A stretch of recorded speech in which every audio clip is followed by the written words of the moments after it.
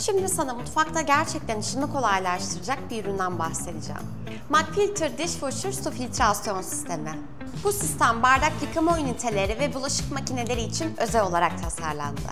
Depo gerektirmeden anında 170 litre arıtılmış su veriyor. Bu da demek oluyor ki bardaklarda artık buğu ya da su izi yok.